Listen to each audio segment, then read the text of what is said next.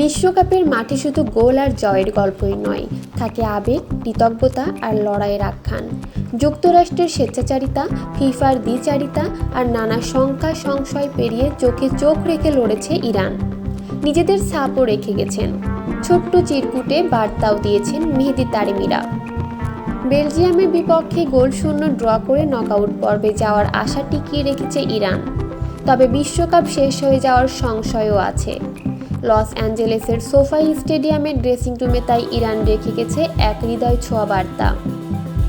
Iran football ফেডারেশনের প্রকাশিত হাতে লেখা সেই বার্তায় লেখা ছিল, হাজার বছরের প্রাচীন পারস্য থেকে আজকের সভ্য ইরান পর্যন্ত ইরানের চেতনা জীবিত ও অটল। লস অ্যাঞ্জেলেসকে আতিথেয়তার জন্য ধন্যবাদ। আমরা লস অ্যাঞ্জেলেসে গর্ব নিয়ে এসেছিলাম, সম্মানের সঙ্গে খেলেছি এবং মর্যাদা নিয়ে বিদায় নিচ্ছি।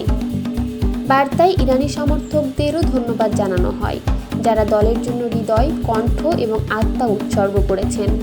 শেষে সব দেশের মধ্যে শান্তি, সম্মান এবং বন্ধুত্বের আহ্বান জানানো হয়। লস অ্যাঞ্জেলেসে ইরান তাদের গ্রুপের 2টি ম্যাচই খেলেছে। টুর্নামেন্ট চলাকালীন ইরান দল মূলত মেক্সিকোর তিজুয়ানায় আছেন। সেখান থেকে যুক্তরাষ্ট্রে গিয়ে ম্যাচ খেলছে, কারণ তাদের যুক্তরাষ্ট্রে অবস্থান ও ভ্রমণ নিয়ে বিভিন্ন বিধিনিষেধ রয়েছে। পাশাপাশি দলের কয়েকজন স্টাফ ও কর্মকর্তার ওপর নিষেধাজ্ঞাও আছে। যুক্তরাষ্ট্রের কর্মকর্তারা জানিয়েছেন, দলের ভ্রমণ ব্যবস্থা নিয়মিতভাবে পর্যালোচনা করা হচ্ছে এবং কিছু বিধিনিষেধ শিথিল করার বিষয়ে আলোচনা চলছে।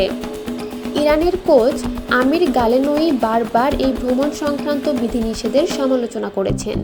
তিনি বলেছেন, ইরানকে এমন পরিস্থিতির মুখোমুখি হতে হয়েছে যা অন্য কোনো দলকে করতে হয়নি।